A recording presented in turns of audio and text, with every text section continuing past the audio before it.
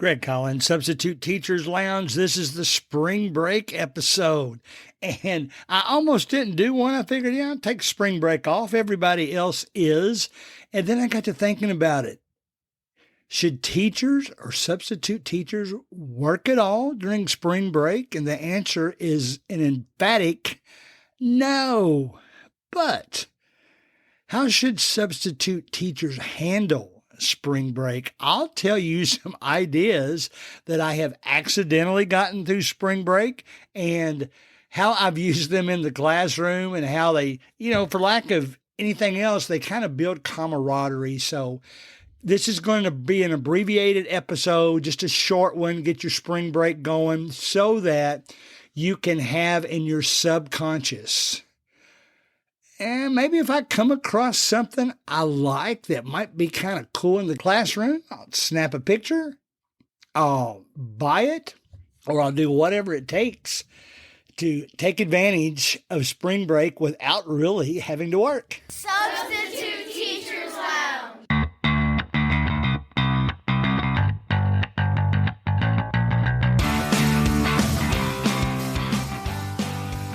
All right. In a way, I've always thought of teachers and substitute teachers being the same as Jerry Seinfeld describing comedians. You never actually turn it off. You always have that comedian mentality in the back of your brain, and you're always looking for stuff. Songwriters, too. I've read books about Paul McCartney, who they found the strangest ways of coming up with song titles. Jerry Seinfeld, there was one episode where he woke up in the middle of the night, had a funny thought, wrote it down on a piece of paper so he'd remember it in the morning. Teachers are sort of the same way. And substitute teachers, if you really want to do a good job, you're this way too, in that even though you're on vacation, you never actually turn off your teacher brain, because if you come across something and you think, man, that sign is funny, or maybe I've made a collection over the years of signs that are misspelled or improper grammar just to throw them up on the screen and let the students evaluate them. Or maybe you come across something funny in a gift shop, or maybe in a trinket store, especially if you're a history teacher. A lot of trinket stores will sell stuff about the country or maybe your state, that kind of thing. And as much as I do, is having something visual for the kids to look at, even maybe not doesn't have that much to do with the lesson. It just kind of keeps them engaged. Do this test. Look around while you're talking to the students. You will always see some students not paying attention. I've gotten to the point now where a lot of times if I really need them to pay attention because I don't want to repeat it, I stop and say, all right, everybody look at me. And I'll wait. And then when everybody gets quiet except maybe two kids, I'll say, all right, we're waiting on two people to look at me. And then they do, and then they listen. But if you'll look around, you don't have all the students engaged all the time, but the instant you throw something to look at up on the board, especially, to be honest, if it's not like a historical figure, it's more of a picture of the Eiffel Tower or a picture of the Alamo. Let me give you for instance, on the Alamo, my wife is a fifth grade teacher and she teaches the Alamo. So we took a trip down to that area along with some sporting events and other things, but we did visit. It's kind of funny. She wanted to go to the Alamo. Me and my sons wanted to go to Ripley's Believe It or Not Museum. So that shows where my mentality is. But she picked up on some things at the Alamo that she never used in her class before. And even some things that were like used at the Alamo that, maybe some rocks that were sitting around, just to have a rock in your hand from the Alamo. That was kind of a cool thing. I was in a library the other day moving around with my class, and they were talking about sloths, and they thought it was cool when I pulled up a picture of me holding a sloth on my last spring vacation that we took. So that's the kind of stuff I'm thinking about. You're not going to turn off your teacher mind. You can't. You're not built that way, but you'll come across stuff all the time. At one of the college campus I used to walk across at University of Kentucky when I worked there, occasionally they would put up a sign that didn't make any sense. So I'd take a picture of it and then we'd talk about it in a class. I've taken pictures of things out of town that I thought was kind of cool. I've taken pictures of the beach just to talk about various different things. One of my favorite stories to tell, and the lesson of the story is everybody makes mistakes. Well, one spring break, me and my wife decided to go to Washington, D.C. And a lot of times when you go to Washington, D.C. and you fly, it's cheaper to fly into Baltimore and just take an Uber over. So that's what we did.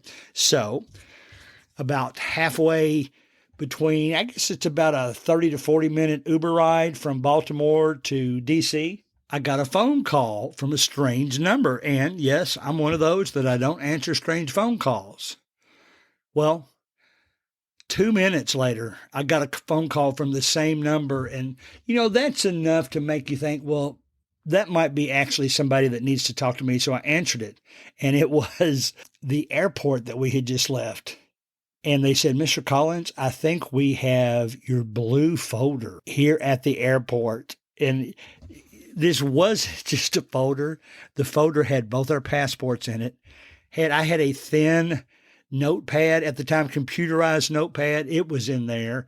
And I said, well, man, we'll be back there on Friday. Is there any way you can just put it in your office? I think it was Delta that found it. And they did that. The next day we were walking, I think we were walking to get dinner, and I was holding my cell phone in my hand and tripped over a sidewalk that I didn't see, went down kind of hard. There was enough people around me that some of them kind of gasped a little bit.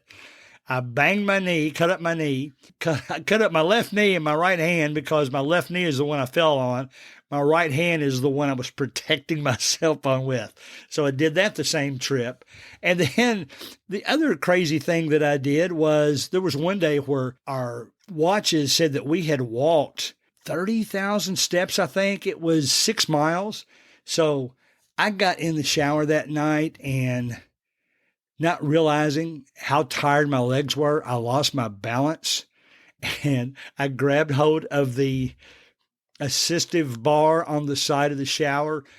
It pulled out of the wall and I just caught myself on the shower curtain. The curtain caught me before I fell all the way out. And the point I make with the students when I tell them that story is that, man, we do dumb things all the time. I did 3 in 3 days. It didn't bother me. I just went on from it. So when you do a dumb thing in class, don't let it bother you. Don't let it embarrass you.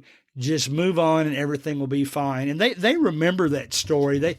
There's some stories that occasionally when I go back to students, they'll say, hey, will you tell us the cafeteria story again and all that kind of thing. And that one deals with security at schools and how in my day, we didn't even lock the front doors at the schools. So that's it for today. Just kind of keep your mind open while you're out on spring break. Try to find some things you can use in the classroom, whether that be videos or things you can share, all that good stuff. And by the way, my friends in Kentucky, my prayers go out to you. We have had, at least at our house, 12 inches of rain, not snow, 12 inches of rain over the last 2 days. And obviously, we're having major floods. The rivers are flooded. The creeks are flooded. Just some of the pictures I've seen.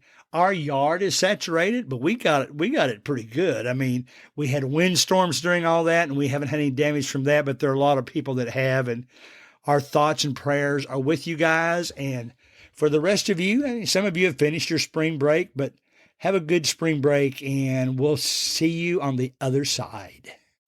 As we close, always remember that you can email your questions to gregcollinssubstitute@gmail.com. Please join our Facebook group, Substitute Teachers Lounge, where we'll share ideas and thoughts about each week's show. See you next week.